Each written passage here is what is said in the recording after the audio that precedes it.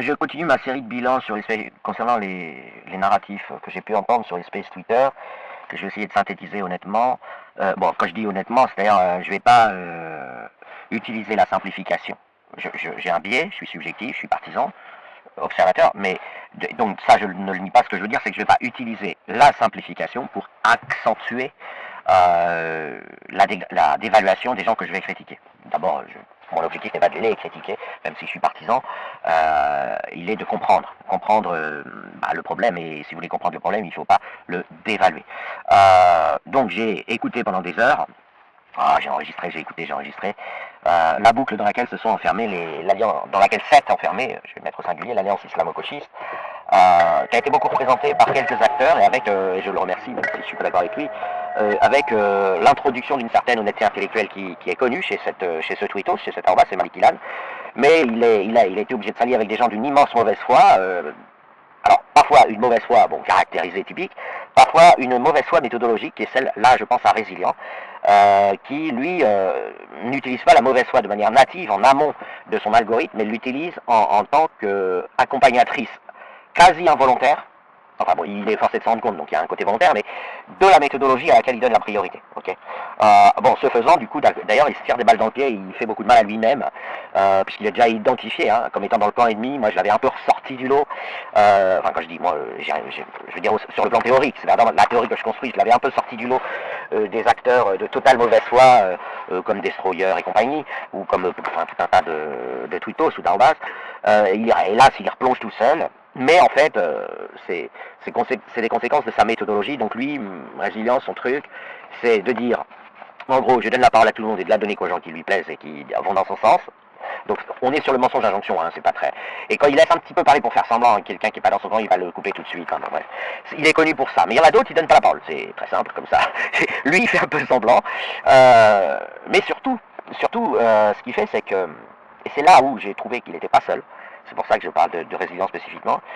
Il s'est retrouvé accompagné de tout un tas de gens qui, à temps partiel, contrairement à Résilient qui est un peu à temps complet dans cette démarche, on lui emboîté le bois dans une méthodologie consistant, alors je vais faire une image, consistant à dire, vous n'aimez pas ce que vous croyez aimer. Et là, on a assisté, et ça a duré des heures, ça a été incroyable, parce que moi j'ai mis plusieurs posts, bon, en général les gens les lisent très peu, pour effectivement l'alerter là-dessus, parce que là ça a une stérilisation, ça n'a même pas l'efficacité d'un mensonge d'injonction. Là tu peux plus rien faire, tu dis bon bah le mec il s'enterre tout seul, quoi. Enfin, il s'enterre dans sa déclaration de guerre, mais il arrive même plus à faire semblant de ne pas la faire. Alors que c'est habituellement sa démarche, c'est de faire une déclaration de guerre habillée de fleurs, de fausses fleurs. Quand tu commences à expliquer aux gens qui adorent le chocolat qu'en fait ils n'aiment pas le chocolat, à un moment donné, et puis que tu prétends le leur prouver, et à un moment donné, ils reprennent du chocolat, ils disent, ah non, si, je trouve ça très bon, voilà, et puis si j'ai le temps, je vais me fatiguer à aller chercher les postulats, les axiomes qui sont faux dans ton raisonnement, si j'ai pas le temps, je vais t'écouter, ça va me distraire. C'est un petit peu ce qui s'est passé, les gens l'ont écouté se cracher tout seul, un peu comme sa publication du 7 octobre, où il avait publié, c'est le plus beau jour de ma vie, enfin, je sais plus exactement les termes, mais on espère d'autres opérations dans ce même genre, enfin, les gens avaient halluciné, mais là, si j'en parle, c'est parce que de mon point de vue, il se dit musulman, il est plus que certains qui font semblant de l'être beaucoup et qui le sont beaucoup moins que lui. Mais on est typiquement dans l'absence du moi MOI, du je JE. Or, c'est pas Résilient qui habituellement est le plus représentatif de ça. C'est-à-dire, il va chez l'adversaire expliquer, adopter une posture un petit peu paternaliste. Bon, alors, lui, par contre, là, c'est pas nouveau. Résilient, c'est l'être supérieur, il sait tout, les autres savent rien, on a l'habitude. Mais il le fait gentiment. On est sur, voilà, c'est une mauvaise habitude, on va dire. On n'est pas sur. Mais là où ça prend un caractère aigu, c'est qu'il va expliquer à des gens, comme s'il était dans leur camp, ce qu'ils devraient penser en tant que personne de leur camp. Alors, il explique des vrais patriotes devraient désapprouver Trump, etc. Mais lui, il n'est pas dans leur camp. Tu peux t'égosiller à expliquer à des gens avec tout un tas d'arguments que toi, tu crois valable, qu'ils n'aiment pas le chocolat. S'ils aiment le chocolat, la seule chose qu'ils pensent, c'est que tu te trompes. Et si tu insistes, ils pensent que tu as un problème d'autisme. Voilà. Mais là, on est typiquement dans un des handicaps que j'ai identifié en islam, c'est l'absence du moi du jeu. Et cette absence entraîne, donc ce nous, cette prévalence du nous sur le jeu, cette absence entraîne des modifications et des erreurs méthodologiques énormes, mais elles entraînent aussi, des discours comme ça, ce type d'intrusion.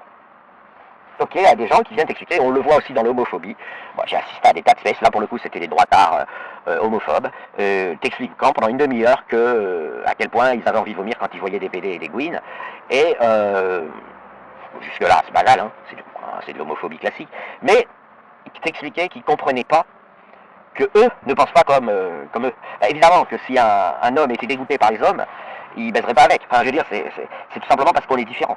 Si vous avez un homosexuel qui est attiré par des hommes, il n'a pas le même goût que l'hétérosexuel en train de parler dans un space et en train de dire « Ah, moi je suis un homme, je suis dégoûté par les autres hommes, je préfère les femmes. » Bah oui, parce que tu es hétérosexuel. L'homosexuel, lui, il est attiré par les hommes. Voilà. Bon, mais alors, autant c'est évident, autant ça saute aux yeux et c'est entre guillemets rigolo, ce sont des banals propos de comptoir, racistes, enfin tout ce que vous voulez. Autant quand ça vient de résilient, c'est surprenant qu'il ne le voit pas. Et là, moi je dis, ce n'est pas surprenant, c'est tout simplement que ça nous rappelle, et ce qui est moins évident, c'est que ce type de tweetos n'a pas le jeu, n'a pas le moi, il a le nous chevillé au corps en quelque sorte. Hein. La communauté est au-dessus de l'individu. Premièrement. Deuxièmement, quand il y a quelque chose, donc il y a eu un conflit entre Maliki Lana. Alors Maliki lui il est de bonne foi, hein, c'est pas, il est musulman, donc il est obligé, dans la mesure où il admet que l'islam est vrai, à son corps défendant, il ne peut pas simuler quelqu'un qui est extérieur à l'islam. Donc il a cette grille de lecture partielle. Comme j'ai déjà expliqué, la peur de l'enfer, le formatage, le façonnage islamique détruit certaines zones de perception cognitive, et donc bah, vous ne voyez pas, vous n'allez pas inventer que vous voyez des trucs que vous ne voyez pas, donc il reste malgré tout guidé par son islamité, mais il fait d'énormes efforts, on peut lui reconnaître ça, et donc il était opposé à un autre gars qui s'appelle Maxou, qui se dit musulman, mais qui est assez surprenant. Alors je passe sur les énormités qu'il peut dire, hein. Un jour les jours pairs, je vais m'occuper des jours impairs, hein, quand il dit pas trop d'énormités. Il est assez surprenant, en tant que musulman, j'ai rarement vu ça, mais je crois que c'est un converti. Hein. Donc les convertis ne sont pas assujettis à ce handicap qui se construit dans l'enfance, hein, je rappelle, c'est le pari Pascal neurologique. La peur de l'enfer, construite dans l'enfance islamisée, génère une transmission à votre organisme de cette peur. Et donc va vous façonner de telle manière que même si vous vouliez apostasier vos cellules, vos jambes, votre estomac, votre foie, votre pancréas va se battre pour que vous apostasiez pas. Et donc ça c'est quelque chose qui n'est pas bien reconnu aujourd'hui. C'est un euphémisme de dire ça, même la peur de l'enfer elle est même pas prise en... Les Occidentaux se comportent d'une manière méprisante envers les musulmans, ils croient qu'ils font tout ça pour aller sauter des vierges, alors qu'en fait ce qu'ils veulent c'est éviter d'aller en enfer. Le paradis c'est la cerise sur le gâteau, donc c'est un euphémisme de dire que c'est pas vraiment mis en avant en Occident quand on étudie le cas musulman, la problématique islamique. Mais en attendant, un truc encore moins étudié, parce que la peur de l'enfer elle est quand même un tout petit peu évoquée de temps en temps, c'est rare. Si on m'enlève de Twitter la peur de l'enfer, vous n'allez pas l'entendre souvent parler. Mais la peur de l'enfer ressentie par le musulman. Mais si, alors là, il y a un truc dont vous n'entendrez plus jamais parler, si vous m'enlevez de Twitter, c'est la transmission à votre organisme de cette peur de l'enfer, qui fait qu'il va avoir peur de l'enfer à votre place au cas où votre cerveau a envie d'apostasier de l'islam, et que ça va être une grande difficulté. J'ai fait toute une vidéo là-dessus, j'y reviens pas. Donc Malik, évidemment, il échappe pas à ça. Jusqu'à preuve du contraire, il pourra jamais se comporter comme quelqu'un qui n'a aucune inquiétude concernant l'enfer. Mais il est honnête. Par contre, Maxou, lui, il semble pas avoir peur de l'enfer, a priori. Je ne sais pas comment il a fait pour dire je me suis converti à l'islam, mais il semble pas avoir un islam très académique. Par contre, ils ont eu une terrible confrontation sur Maduro. Ah oui, alors je voudrais en revenir sur ce que ça génère, tout ça concernant Maduro. Vous avez le piétinement, l'évacuation du droit, des principes du droit international. Donc vous passez de 0 à moins 20. On va dire que vous l'affectez d'une valeur négative. C'est pas bien, enfin le droit international. Donc vous allez dire, je démarre à 0, j'évalue la situation, je prends en compte le piétinement du droit international, j'arrive à moins 20. Je suis donc encore moins content que quand j'étais à 0. Et puis, je regarde ce que le peuple vénézuélien a gagné, toutes choses bien étant évaluées, etc., avec des erreurs possibles. J'affecte ça, parce que c'est quand même 8 millions de réfugiés, hein, ça a été un cauchemar absolu, le Venezuela. L'aventure, la prise de pouvoir par ces mafias, alors on les appelle narco-communistes, ce que vous voulez, je vais en parler un petit peu plus tard. Donc on va remonter à plus 30 et vous avez un bilan à plus 10. Et en fait, du coup, ça amène un certain nombre. Voilà, si on admet les quantités que je viens de décréter, parce que ce n'est que du décret, hein, je suis dans la conversation de café, mais enfin, c'est quand même des calculs qui sont simples à faire. Une fois que vous êtes à plus 10, vous allez vous présenter devant les différents comptoirs de débat en disant moi je suis à plus 10, je suis content. Voilà. Mais ça ne veut pas dire que vous prétendez que le droit international a été respecté, ça veut dire que vous avez affecté la valeur moins 20 à cette infraction au droit international et la valeur plus 30 à au reste. Donc et du coup vous êtes à un solde de plus 10, voilà, c'est positif. Et puis ce que font des gens comme Résilient, ou ce que font les gens qui discutent, qui font du sophisme, ils disent ok, ils reconnaissent le moins 20. Hein, on va prendre la même échelle, mais ils vont même pas nier le plus 30, ils vont dire il ne faut pas le prendre en compte. C'est là où est le problème. C'est-à-dire qu'ils refusent, non pas, encore ils diraient plus 5, mais non, c'est pas ce qu'ils font, c'est qu'ils disent, ok, je reconnais que c'est plus 30 de ton point de vue, mais tu devrais pas le prendre en compte, tu devrais regarder le moins. Bah non, si tu perds 20 euros et que tu en gagnes 30, tu regardes le bénéfice, et le bénéfice c'est plus 10, voilà, c'est pas une perte. Donc maintenant, je vais élargir un peu le truc, vous avez un triangle, je dirais infernal, prélude à la fin du monde, mais cette fin du monde, elle est voulue par personne, elle est voulue par la croissance démographique dans le monde, et puis par tout un tas de trucs qu'on maîtrise plus, qui fait augmenter l'entropie, mais tout ça, c'est des notions scientifiques qui ne sont pas apportées forcément d'un audio, donc j'ai pas trop développé. En tout cas, vous avez un triangle, c'est plus un bipôle, c'est plus le communisme contre le libéralisme, vous avez trois trucs, trois grandes familles de paradigmes irréconciliables, le libéralisme, le communisme et l'islam. Et vous avez actuellement ce qui fait extrêmement peur à tous les gens qui attachent à leur liberté, si vous voulez, qui mettent la liberté au-dessus de, je sais pas moi, l'assistanat ou la sécurité ou je ne sais quoi, enfin c'est difficile. C'est l'alliance entre l'islam, donc le djihad en l'occurrence, je vais y revenir aussi, et le communisme, en vue, alliance de la carpe et du lapin, en vue de renverser le système libéral, le système économique libéral, accusé d'être un système. Ce qui est la première erreur, c'est que c'en est pas un. C'est-à-dire qu'ils discutent du sexe des anges, ils nous détruisent le monde, cette alliance islamo-gauchiste détruit le monde, mais en plus, pour une raison vraiment inouïe, c'est que ce sont des Don Quichotte. Ils se battent contre quelque chose qui n'existe pas. Ils se battent contre un complot qui n'existe pas. Et parce qu'ils n'ont pas fait de mal, parce que ça a toujours été comme ça. Le monde littéraire est plutôt du côté de la poésie, du combat politique. Ils écrivent pas de thèse, ils écrivent pas de traités. Ils font un peu semblant avec les sciences humaines. Vous avez des articles délirants qui sortent régulièrement, qui sont en réalité des pamphlets politiques. Mais il y a vraiment un déficit d'acceptation de la science dans ce camp. Bon, alors dans l'islam, j'en parle pas, c'est normal. Hein, la terre est plate, on descend d'Adam et Ève. Je vais pas faire tout le tableau des intérêts cognitifs de l'islameux, du musulman à rejeter la science. Mais de la part des marxistes, ce rejet de la science très très spécifique et problématique. Et ils se disent on va s'allier pour prendre le pouvoir, hein, donc renverser le libéralisme. En réalité, ce que perçoivent les gens extérieurs à cette alliance, les adversaires de cette alliance, alors les gens libéraux, les laïcs libéraux, on va dire, les laïcs au sens mondial, pas au sens français, hein, les laïcs libéraux, les gens qui ont un jeu, un moi, MOI, un jeu, JE, un sens de l'individu inviolable par le groupe, c'est-à-dire l'individu a un jardin secret inviolable. Ce qu'ils disent, c'est qu'en fait, ils vont tout simplement conquérir le monde. Ils vont pas renverser un système, parce que ce système n'existe pas. Donc, je vais rappeler pourquoi vite. Le libéralisme, c'est pas un système construit. C'est une liste d'adaptation de la loi du plus fort et de la loi de la nature par patch. Okay, donc, ce n'est pas un fichier avec des mises à jour qui, au départ, a été programmé par l'être humain. Le libéralisme, c'est pas ça. C'est pas un Windows et puis vous recevez des mises à jour ou votre OS de téléphone et puis vous recevez des mises à jour. C'est pas du tout ça le libéralisme. Le libéralisme au départ c'est pas vous, c'est pas l'être humain qui a fait le fichier. C'est la nature, Dieu si vous préférez. La nature, c'est extérieur, ça nous est imposé. Voilà, la gravité n'a pas été décidée dans une assemblée nationale de pays libéral qui a voté à la majorité que la gravité existait. Le soleil, la terre, le climat, tout ce que vous voulez. Et le libéralisme, c'est une démarche qui consiste à dire, comme on n'est pas capable de planifier, on va observer, réparer par petits bouts. Voilà, on va mettre des barrages là où il y a de l'eau, si on arrive à maîtriser l'atome, on va fabriquer de l'énergie nucléaire, etc. Mais c'est par petits bouts. C'est en fait la loi du plus fort, entre guillemets, légèrement amendée. On va empêcher les gens d'utiliser le muscle, la force physique, la terreur, pour aller braquer leurs voisins, par exemple. Oh, que faire se peut, si on les voit et si on peut les arrêter à temps. Envoyer la police, capturer le gorille méchant ou le violeur. Mais c'est ça. Et donc, il n'y a rien à renverser parce qu'il n'y a rien. Enfin, vous allez juste détruire des patchs, quoi. C'est-à-dire revenir à la loi de la nature, c'est-à-dire obtenir exactement l'effet inverse que vous voulez. Renverser le libéralisme, ça veut dire tout simplement rendre le monde encore plus libéral et le soumettre à la loi de la nature la plus féroce, c'est-à-dire au lieu d'être uniquement commandé par des milliardaires, en costard-cravate, vous aurez aussi votre voisin qui viendra violer vos filles et qui ne sera pas arrêté par la police. C'est là que vous allez remettre de la violence dans les circuits courts. Là où aujourd'hui la violence elle est dans les circuits macro, c'est-à-dire les gros pays puissants et les gros systèmes puissants qui commandent. Cette violence, en fait, ils commencent à commander, vous voyez. Donc Maxou disait, moi, à choisir entre Poutine, Trump, la Chine, la Corée du Nord, etc.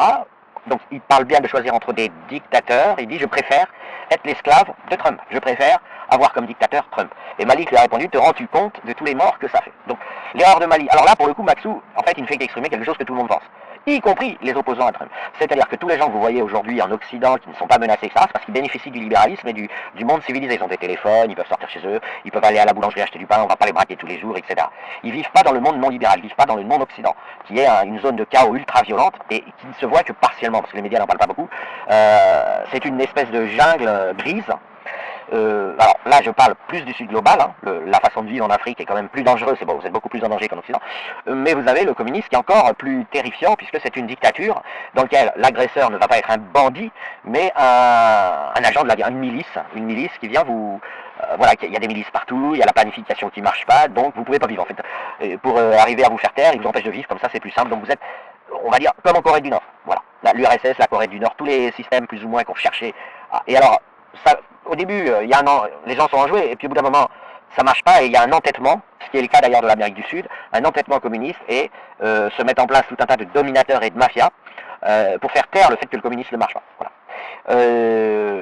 Et donc le bilan est largement négatif, parce que Bali qui dit, oui, les guerres menées par l'Occident, les guerres de domination, et ça, elles sont incontestables, ils ont exterminé tous les Indiens, par exemple. Donc, voilà, entre guillemets, ils ont éradiqué l'existence de la civilisation indienne sur le continent américain. Donc, il n'y a pas de doute sur le fait que les Européens, quand ils ont conquis le continent américain, ça a été c'était une véritable boucherie, un véritable crime contre l'humanité, il n'y a pas de doute là-dessus. Et ce qu'ils ne voient pas, en fait, c'est que si vous êtes dans un système où vous souffrez plus, où vous souffrez de telle sorte que vous préféreriez être mort ou ne jamais être né, plutôt que d'être dans ce système, vous devez être comptabilisé parmi les massacrés. Okay, d'une part. D'autre part, ça a fait des centaines de millions de morts, hein, quand même. Tout ce qui est antilibéral a fait des centaines de millions de morts. Le bilan est largement défavorable au communisme et à tous ces obscurantismes qui prétendent qu'ils vont prendre le pouvoir d'abord et écrire des thèses d'économie ensuite, mais on ne sait pas devant quel jury ils vont passer. Hein. C'est facile de dire je prends le pouvoir et après je vous dirai ce que je fais. Okay, et ça, c'est pas pris en compte, d'où le désaccord entre Maxou et Malik, puisque je vais remettre, c'est le seul extrait important, c'est Maxou qui dit « Je préfère que Trump soit mon dictateur. » Trump, petit grassouillé, horrible, déjà c'est pas la bonne référence. En gros, on va traduire en « Je préfère que le système libéral, doté de ses armées et de ses opérations meurtrières face à ses adversaires, me commande, plutôt qu'un système alternatif. » Et c'est là où Malik répond, non, ils font beaucoup de morts. Et ils sont impitoyables, oui, alors ils sont impitoyables avec leurs extérieurs, leur peuple extérieur, enfin leurs ennemis, voilà. Ils déshumanisent et ils exterminent ce qui les... Enfin bref, ils font la guerre à toute personne qui s'opposerait à leur système. Et je parle pas des Américains, je parle de l'Occident, je parle du système et puis plus généralement du Nord. Hein. Alliés à l'Inde, alliés à l'Asie, alliés à la Chine. Parce que ce qu'il ne faut pas oublier dans cette histoire, faut pas s'illusionner. Chine et Occident sont les alliés. Ils font semblant de se disputer un peu, mais c'est comme deux rentiers qui se disputent un héritage de leur papa milliardaire. Ça reste les dominants dans l'époque actuelle. Et puis bon, vous avez le Japon, vous avez la Corée du Sud, vous avez tout un tas de systèmes qui sont totalement devenus libéraux, hein, sur le plan économique. C'est ce que j'ai dit avant, c'est-à-dire introduction et canalisation partielle de la sélection naturelle dans l'organisation du système. Voilà. Parce qu'il y a des gens qui disent que la Chine est encore communiste. Non, absolument pas. Elle a renoncé en renonçant. Il n'y a pas plus libéral aujourd'hui dans le monde, il n'y a pas plus libéral que la Chine. Alors pas sur la liberté d'expression probablement, mais sur le plan économique, c'est le système, c'est vraiment l'archétype même. Ils ont dit on prend la théorie libérale et on l'applique telle qu'elle. Voilà. La Chine, c'est le libéralisme absolu, c'est-à-dire la sélection naturelle introduite dans le système économique, mais telle qu'elle. La Chine, c'est voilà, c'est pour ça que leur entente avec la Russie et ses oligarques et c'est comment on pourrait appeler ça, des patrimonistes, c'est-à-dire des gens qui veulent... parce que l'héritage n'existe pas dans le libéralisme.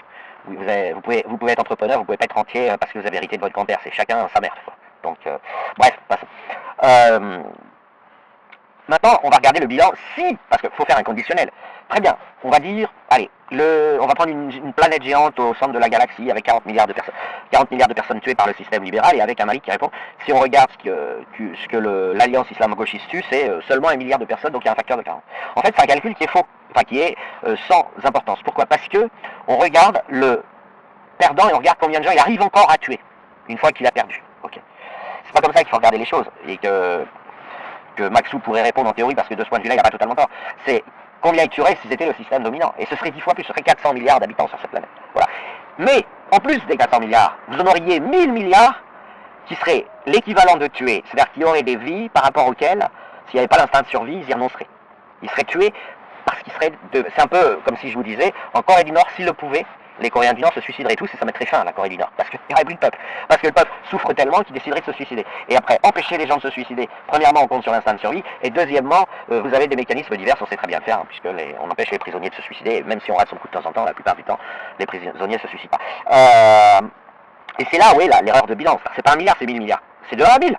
C'est de 1 à 1000.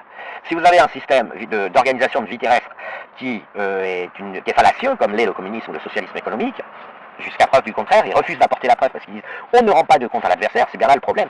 C'est que le problème, c'est qu'ils ne se rendent pas de compte à eux-mêmes. Les gens qui défendent le socialisme économique, ils disent on ne vous rendra pas de compte. On n'ira pas passer devant un jury de droite économique, montrer que nos idées économiques sont bonnes. On va s'adresser au peuple. Ah oui, le peuple, c'est sûr, tu peux l'arnaquer, tu peux lui dire que tu vas faire cantine gratuite, bus gratuit, etc. Tout, et ils veulent passer devant le... Et c'est la démocratie qui veut ça, hein, ils sont légitimes. Ils disent on va arnaquer le peuple, on va pas aller vous proposer nos tests d'économie et nos idées économiques à des gens qui, on sait d'avance, qui vont nous invalider. Alors déjà, c'est pas vrai du tout ça. C'est pas vrai du tout. La droite n'est pas composée que de milliardaires... qui n'ont aucune envie de dire, continuons d'être milliardaires. Les gens vieillissent et meurent, ils ont des enfants. Si vous leur apportez un système qui marche, socialiste, eh ben ils le valideront. Je pense. Hein. A priori, pas tout le monde, mais il n'y a pas. Faut pas croire que les gens rêvent de libéralisme. Le libéralisme n'est pas un choix. C'est un renoncement au communisme parce que le communisme ne marche pas. Voilà. Il faut voir toute personne dans le monde comme un communiste qui est devenu lucide et qui s'est dit ouais mais j'attends la première thèse d'État, le premier traité d'économie qu'un communiste d'ingrat du haut de sa grandeur écrire pour démontrer que son système y marche. Voilà, je ne veux pas me contenter du pain noir, de poésie sociétale qui voudrait se déguiser en argument économique. Je ne veux pas des Philippe Comte, je veux des gens sérieux. Je veux des gens sérieux qui viennent m'expliquer pourquoi la redistribution, la réglementation de la propriété privée des moyens de production, enfin bref, tout ce qui va contre la sélection naturelle pourrait quand même marcher pour gérer un système humain. Et ça, comme ça n'existe pas, en attendant, vous avez des libéraux. Voilà. Puis après, ils s'enflamment un peu et ils peuvent avoir l'air d'être de réels adhérents. Voilà, et donc... ce qu'il faut compter, c'est que si vous avez un système, enfin des gens qui prennent le pouvoir sans prévoir à l'avance, sans se justifier, sans rendre des comptes sur ce qu'ils vont faire, et qu'ensuite ils veulent se maintenir, et dans beaucoup de cas sont soutenus par des petites grappes de peuple qui les aident parce qu'ils veulent pas reconnaître que finalement ça n'a pas marché, c'est une catastrophe, eh bien le nombre de morts est terrible. S'ils deviennent le système dominant, vous avez 10 à 100 fois le nombre de morts que le libéralisme génère. Alors c'est triste à dire, mais quand vous avez le choix entre 10 milliards de morts et 20 milliards de morts, vous prenez les 10 milliards de morts. Et donc si vous avez quelqu'un comme Mali qui vous rappelle que ça fait bien 10 milliards de morts, oui mais il oublie de dire que ça fait 20 milliards de morts de l'autre côté, ça ferait au conditionnel si on laissait perdurer ces systèmes qui disent on va prendre le pouvoir et on va écrire des traités après. Voilà. Imaginez quelqu'un qui vient vous dire je te propose de monter dans mon avion, je suis pilote, ok, montre-moi ton diplôme, ta certification. Non, tu vas t'en apercevoir, une fois qu'on s'en l'air, tu vas voir que bah non, je monte pas dans l'avion. Voilà. Et aujourd'hui ce qu'on a, c'est des gens qui viennent et qui disent permettez-nous de prendre les commandes de l'avion. Et vous verrez, une fois qu'on sera en l'air, qu'on sait piloter. Bah, le problème, c'est que y a une guerre sur le tarmac. Non, tu ne prendras pas les commandes de l'avion. Et c'est cette guerre sur le tarmac qui fait déjà des morts, mais si vous leur laissez prendre les commandes de l'avion, il y en aura beaucoup plus. Voilà. Et c'est le désaccord entre Maxou et Malik. Voilà. À un moment donné, il faut introduire du numérique, de la quantité. On n'est pas sur du vrai et du faux. On peut se tromper en introduisant de la quantité, mais au moins on assume de se tromper. Moi, je vous dis que si demain, pour une raison ou pour une autre, l'Occident cesse d'être aux commandes de l'économie mondiale, la souffrance, les morts, l'injustice, tout ça additionné, ça va être multiplié par 10. À côté du système libéral, ça va être multiplié par 10. Je ne suis pas en train de dire que le système libéral ne génère pas ses propres systèmes dictatoriaux cachés. Je suis en train de dire que si vous les renversez, ce qui pointe le bout de son nez, donc comme système concurrent, aidé par l'islam et qui prendra le pouvoir au nord et qui laissera le pouvoir au sud à l'islam, en gros c'est toujours un peu passé comme ça, ça va être pas l'enfer divin, mais un enfer sur terre comme personne n'en a jamais connu. C'est-à-dire que c'est pas le meilleur système, c'est le moins mauvais, le système libéral. Pour des raisons essentiellement techniques. Il n'y a pas de morale là-dedans. C'est-à-dire que la personne il y a encore des discothèques dans le système, il y a encore des jeunes de 19 ans qui sortent, ils tapent un pont d'arbre, la voiture s'enflamme, ils meurent brûlés vifs, pour eux c'est pareil. Pour eux, le libéralisme, ça s'est terminé brûlés vifs, dans des hurlements insoutenables, c'est pareil. Je suis pas en train, mais globalement en moyenne, si les gens renversent le système libéral pour arriver avec leur théorie mystique non prouvée, et en plus, pire que ça, d'une manière insolente, non présentée, en disant on ne rendra pas de compte, on prendra le pouvoir par la démocratie, par la révolution prolétarienne, par les manifs, derrière c'est 10 fois plus de souffrance, 10 fois plus de morts. Et les gens qui resteront vivants en tant que classe moyenne seront malheureux. Alors ils diront, bon, alors maintenant, qu'en est-il de l'islam au sud? L'islam, ça n'a rien à voir, parce que l'islam, il renonce à la vie, mais en simplifiant. C'est-à-dire que la dunya est un piège de Satan. Donc du point de vue, même si, une fois, au moment de passer à l'acte, le musulman commence à devenir tout blanc et tout flippant, en théorie, il assume, il dit, de toute façon, on n'a pas à avoir de discothèque, on n'a pas à avoir de club échangiste, on n'a pas à avoir de cinéma, on n'a pas à avoir de défilé de mode, on n'a pas à avoir tout ça, toute cette magie occidentale, on n'a pas à l'avoir, c'est interdit, c'est le diable. Et si par hasard je suis combattant, je pars brûler vif éternellement après le passage en l'air, et là c'est éternel, c'est 100 milliards d'années. Donc du point de vue musulman, la déchetterie, enfin la promesse d'un monde sans vie, si vous voulez, on survit, on mange, on fait des enfants, mais on n'aime pas sa femme, on dresse ses enfants de manière rugueuse, etc. L'islam quoi. C'est normal, parce que cette vie est une épreuve, et t'es là pour galérer, t'es là pour souffrir, et si tu acceptes cette épreuve, et si tu acceptes de ne pas être tenté par un monde en couleurs, tu pars au paradis, et là au paradis il y a toutes les couleurs. Tu vas baiser toutes les houris que tu veux. Les houris, c'est les jeunes femmes du paradis à la disposition des hommes, etc. Et donc d'un point de vue islamique, l'équation n'est pas du tout la même, parce que du point de vue islamique, l'échec est assumé. L'échec du système en place est assumé. Ils veulent pas que ça marche, parce qu'ils veulent qu'on aille au paradis. Ils veulent qu'on ait une vie d'ascète sur Terre. Femmes au service des hommes, esclaves sexuels, violées et pondeuses, elles font des enfants, blablabla, dans un cadre de charia qui interdit tout indice même de vie. Fidélité obligatoire, interdiction de l'adultère, tout ce qu'on connaît. Mais, je dirais, à la différence du communisme, il ne vous promet pas la lune. Il ne vous promet pas une vie en couleur en vous mentant. Il vous dit, nous n'avons pas le droit de vivre. Okay. Allah n'a pas créé cette vie, cette dunya, pour qu'on soit content. Il l'a créé pour nous tester. Le diable, Shaitan en islam, t'offre les couleurs de cette dunya. Tu succombes, tu pars en enfer éternellement. Tu refuses, tu résistes, tu continues de préférer un barbu en babouche à Angelina Jolie et Gal Gadot, tu pars au paradis. Des Gal Gadot, des Nathalie Portman, tu vas les avoir au paradis. Mais sur Terre, c'est le diable. Sur Terre, la jolie femme dont on tombe amoureux, qui a une gueule d'amour, c'est du shirk. Okay.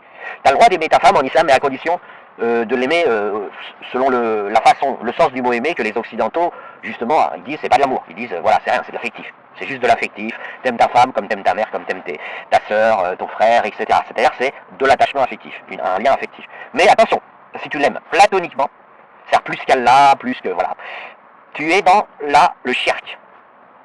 Donc vous avez quelque chose de très profond en islam, qui est que cette dunya ne mérite absolument pas d'adoration, ni d'admiration, et ni même de vous attirer pour en profiter. Okay. Donc ils ne mentent pas. Il faut savoir les écouter. Ils ne vont pas forcément faire la publicité toute la journée d'une manière cash, mais ils ne mentent pas. C'est-à-dire, ils vous disent, cette vie, c'est une vie de merde. Nous devons vivre dans une déchetterie. Nous devons même maintenir les conditions pour que cette vie soit une déchetterie. Et là, tu pars au paradis. C'est juste 70 ans à attendre et tu pars au paradis. Et donc, on n'est pas... C'est bien une alliance entre deux entités. Un communiste qui prétend émanciper du libéralisme, c'est-à-dire qui Don Quichotte, quoi. Il prétend que c'est des moulins à vent qui t'empêchent de vivre et que quand on va les avoir tués, tout ira mieux. Donc, on a un marxisme qui ment aux gens, qui est une espèce de mafia mondiale escroquante, mais avec une promesse de vitesse, et un islam qui interdit. Et qui lui, alors, il ment parce qu'il promet le paradis, donc, et l'enfer pour ceux qui ne seront pas d'accord, ça c'est un type de mensonge. Il détruit les personnes qui en ont peur et qui se soumettent à l'islam, pour des raisons que j'ai déjà développées. Mais il ne ment pas sur ce qu'il promet de manière terrestre, parce qu'il promet rien, il promet que tu vas en chier, il te sera interdit de vivre, voilà. Tu pourras commenter le foot en jogging en ne grattant les couilles, voilà. Là, c'est limite halal. C'est pas haram, tu peux être dans un PMU avec tes frérots qui sentent bien la sueur, qui sentent bon le jogging, et qui se grattent bien les couilles, recommander du thé, du café, et deviser sur tel joueur du Barça ou de l'équipe du Maroc ou de l'équipe d'Algérie. Là oui, il n'y a pas de souci, on t'accorde ça. Mais déjà la musique, ça commence à devenir problématique, c'est haram. Voilà, donc là il n'y a pas de mensonge. La vie terrestre, ça doit être niette. Ça doit être, bonjour, cher, je vois Dieu et Shaitan, vous m'offrez la dunya, je la refuse, je suis du côté d'Allah, c'est ça que dit Sam, qu'il faut dire, je suis du côté d'Allah. Je vais me mettre en chaussettes, je vais avoir le culte de la chaussette tous les vendredis en allant me mettre dans des positions bizarres pour bien renifler des chaussettes de Shibani, et je vais vivre toute ma vie comme ça, et derrière, le paradis. Et j'irai pas en enfer. Et tous ces gens, tous ces Nathalie Portman, ces Dustin Hoffman, toute cette couleur, toute cette profondeur, toute cette spiritualité du reste du monde, c'est le shaitan. Ce sont des pièges du shaitan. Cette richesse, le fait d'aller en vacances au ski, le fait d'acheter des belles doudounes de marque, le fait d'être bronzé, le fait d'être bien maquillé, le fait d'avoir les beaux cheveux, le fait de tout ce que vous voulez, enfin, d'être fier de ses enfants au sens occidental du terme. Le fait de gagner Roland Garros, Wimbledon, et encore ça c'est halal, mais le fait de gagner Miss France, le fait de... tout ça, vous êtes tombé dans le piège du shaitan. Voilà. Même déjà, quand on est vraiment sur l'authentique, c'est-à-dire l'islam tel que rappelé par Haroun, par Abounou, par Jean-Louis Denis, etc., par Karadawi, par Youssef... Karadawi, pardon, par Al-Fazan, déjà vous vous rasez, c'est déjà un problème. Si vous vous rasez, comme dit Jean-Louis Denis, en Gillette Mat 5, c'est déjà un problème. Voilà, bon bah j'arrête là, j'espère que j'ai fait le tour, c'est un peu brouillon, mais j'espère que c'est assez compréhensible.